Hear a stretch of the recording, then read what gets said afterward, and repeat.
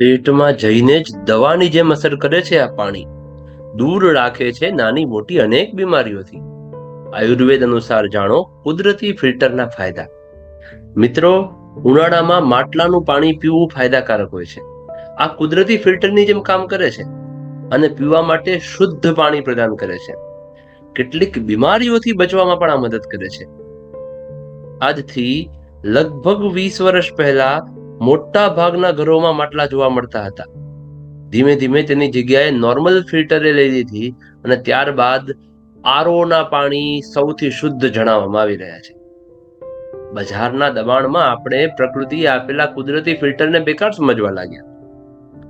આયુર્વેદિક expert પ્રમાણે માટલાનું પાણી દવાની જેમ કામ કરે છે. આ કુદરતી રૂપે પાણીને શુદ્ધ બનાવે છે. જો તમે યોગ્ય રીતે માટલાનો ઉપયોગ કરો છો તો આ કોઈ પણ આરઓ વોટર ફિલ્ટરથી વધારે ફાયદાકારક સાબિત થશે. ગેસ એસિડિટીની દવા. આયુર્વેદિક ડોક્ટર માટલાના પાણીને કોઈ ઔષધિની જેમ માને છે, કારણ કે આ પાણીમાં કુદરતી આલ્કલાઇન હોય છે, એટલે કે પેટમાં વધારે પડતા એસિડને શાંત કરવામાં મદદ કરે છે. આ કારણે ગેસ એસિડિટીની સમસ્યાથી છુટકારો મળે છે. લૂથી બચાવે. ઉનાળામાં લૂ લાગવી ખૂબ જ ખતરનાક હોય છે, જેના કારણે તાવ, ભ્રમ, ચક્કર, બેહોશી જેવી સમસ્યા થઈ શકે છે. માટલાના પાણીમાં કેટલાક મિનરલ હાજર હોય છે, જે શરીરના તાપમાનને નોર્મલ કરીને હીટ સ્ટ્રોકથી બચાવે છે. હાઇડ્રેશનની શ્રેષ્ઠ રીત.